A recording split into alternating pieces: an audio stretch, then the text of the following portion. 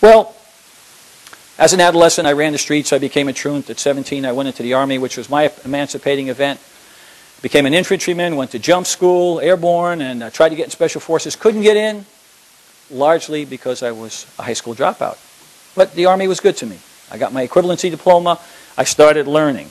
I got into Special Forces. I saw the world as the recruiter told me. And I learned some very important lessons because I started to see a bigger world than the one I grew up in the hood. I started to see the difference in cultures. I started to see how fortunate we are as Americans when you do travel the rest of the world. Because even though people may have characterized my family as poor, in fact, we were relatively wealthy compared to what you see elsewhere. The fact is, 2 billion people on this world of 7 billion, 2 billion live on less than $1 a day. A world where maternal child mortality is still significant in some parts of the world, where children die of diarrheal diseases and malnutrition. And you know what? In our own country, we still have those challenges before us, and I'll mention those in just a few minutes.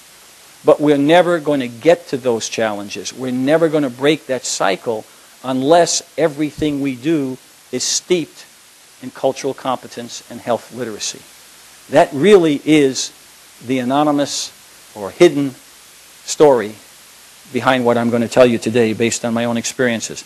So as I saw the world and I went to Vietnam, I was a Special Forces medic and a weapons specialist, responsible for the health care of several hundred mountain yards, which are the Hells people, like Native Americans in this country, and my 12-man A-team. At 19 years old, I delivered babies in a rice paddy in the middle of a firefight.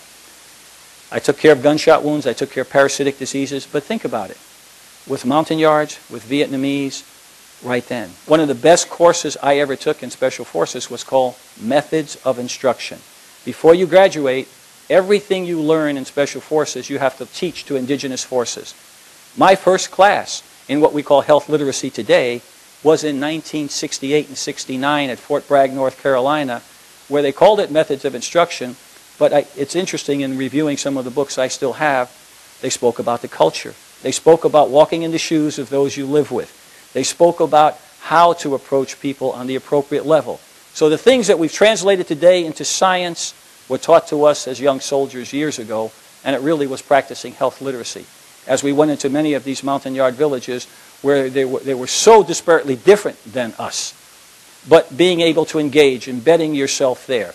All of these public health models we use today really have been around for a while, although they weren't characterized scientifically at the time.